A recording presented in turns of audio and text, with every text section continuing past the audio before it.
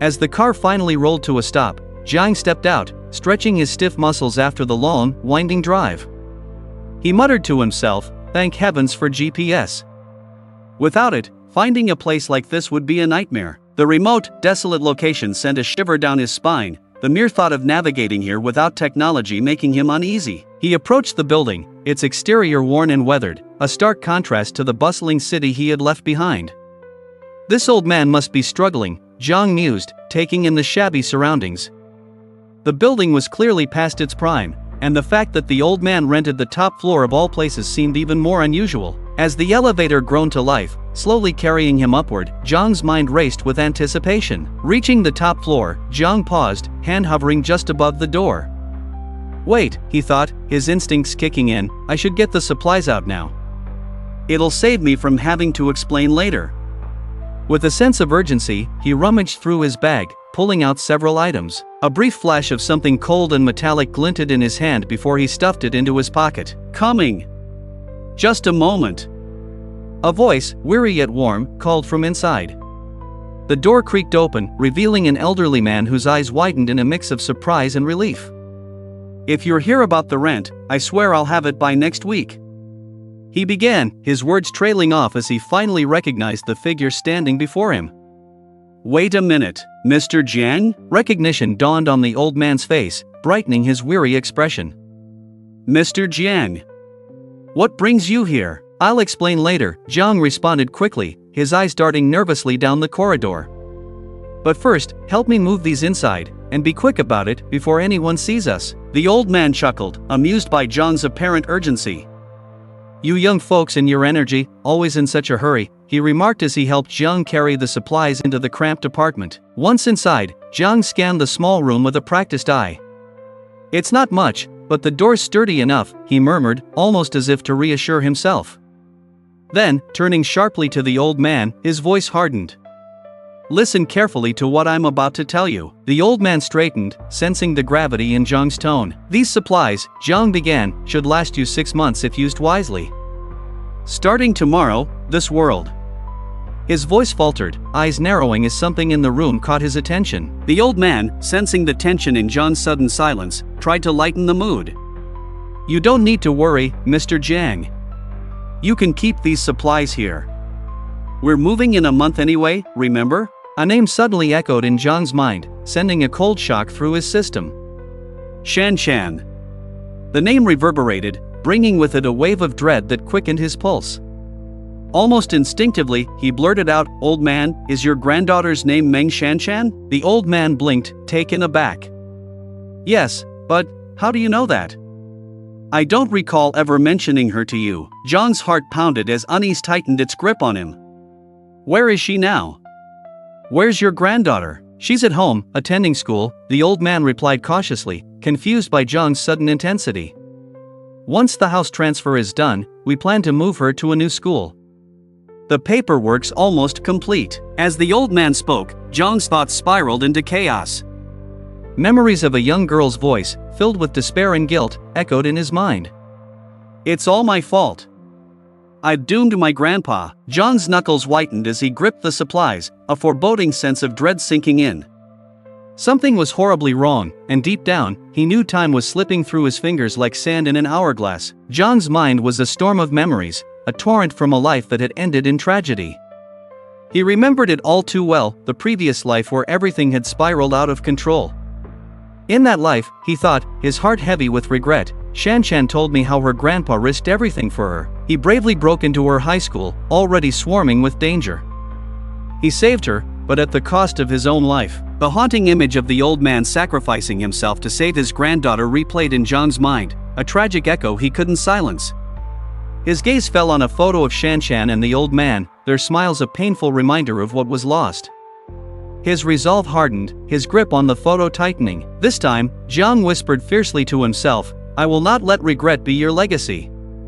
I will change this fate. Turning sharply to the old man, he declared, Old man, you won't be moving into my house anymore. The old man's face went pale, fear and worry flickering in his eyes. Mr. Jiang. You're not backing out, are you? You can't. You promised. His voice trembled, the uncertainty overwhelming him. "Let me finish." Jiang interrupted, his voice laced with urgency and a sternness that left no room for argument. "Starting tomorrow, this world will descend into chaos, a living hell. Neither my house nor your granddaughter's school registration will matter anymore." His words hung in the air, heavy with an ominous certainty that sent a chill through the room. The old man's confusion deepened, his voice barely a whisper. "Mr. Jiang, what are you saying?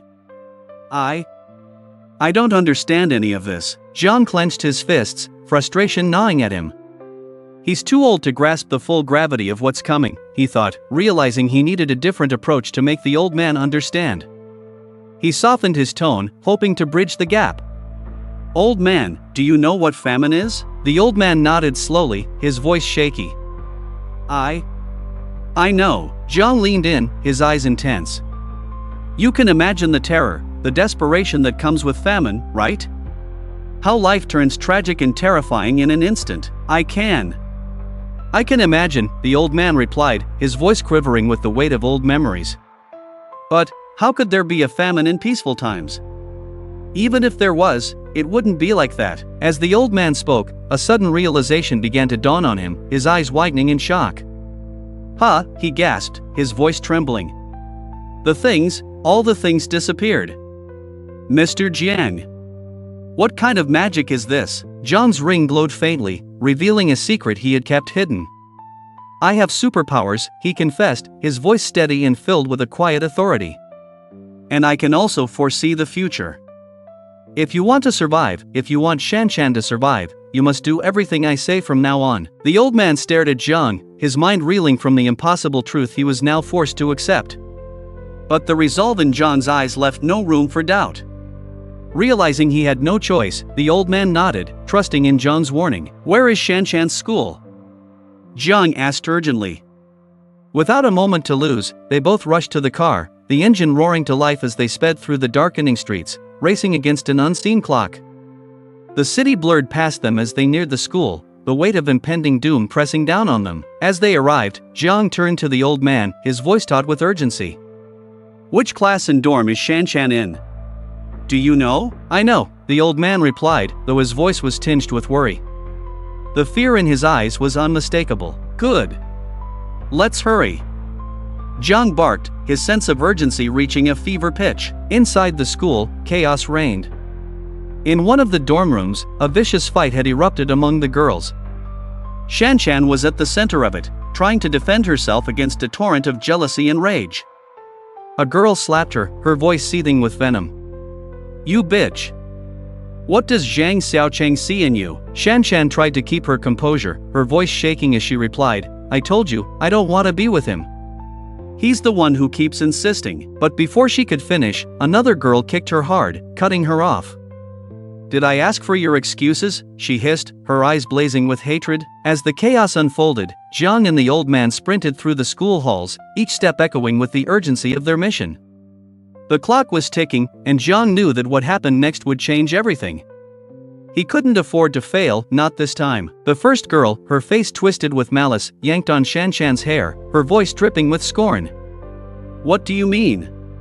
Are you saying Zhang Xiaocheng is clinging to you, and you're rejecting him?" Shanshan let out a pained cry, her voice barely audible.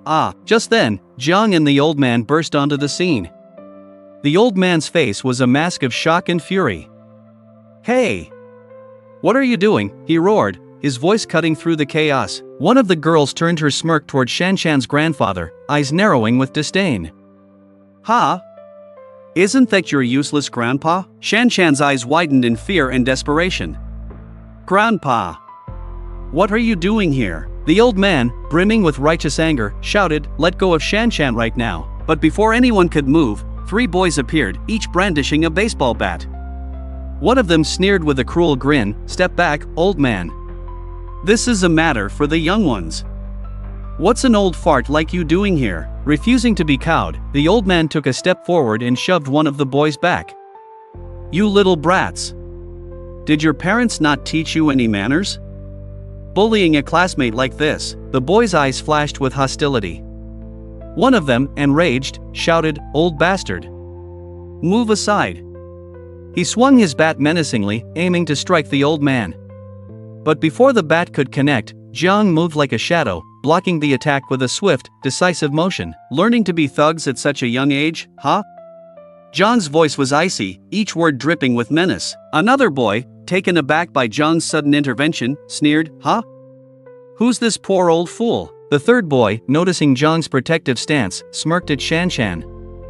I didn't know you had an older brother. Without a moment's hesitation, Jiang launched into action.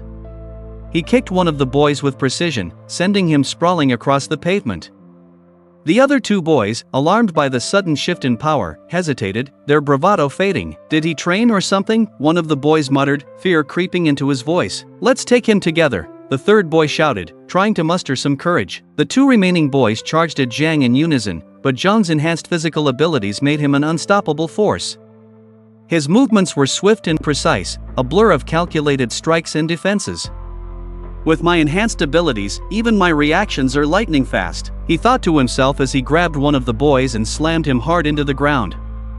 The remaining boy, desperate and cornered, pulled out a knife and lunged at Jiang with wild, erratic swings. Jiang, with a practiced ease, disarmed him and quickly subdued him with a decisive strike. The girl who had earlier hit Shanshan stood frozen, her bravado evaporated. Her eyes were wide with terror as she stammered, "What do you want to do?" Jiang, his gaze cold and unyielding, scanned the group.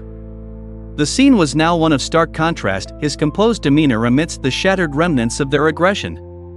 I'm here to protect Shanshan, Jiang said, his voice steady and unwavering. And I won't hesitate to ensure her safety. Now, get out of here before things get worse. The bullies, their confidence shattered, scrambled away in fear, leaving behind a scene of chaos and confusion. As Jiang turned to the old man and Shanshan, the weight of the moment settled heavily upon them. They had narrowly escaped a disaster, but the threat of the coming chaos loomed large. Jiang knew they had only just begun their race against time. Thank you for watching. Please like and subscribe for more, and don't forget to push the notification bell icon, and please let me know in the comments what you think Rebirth and the End Times will do next.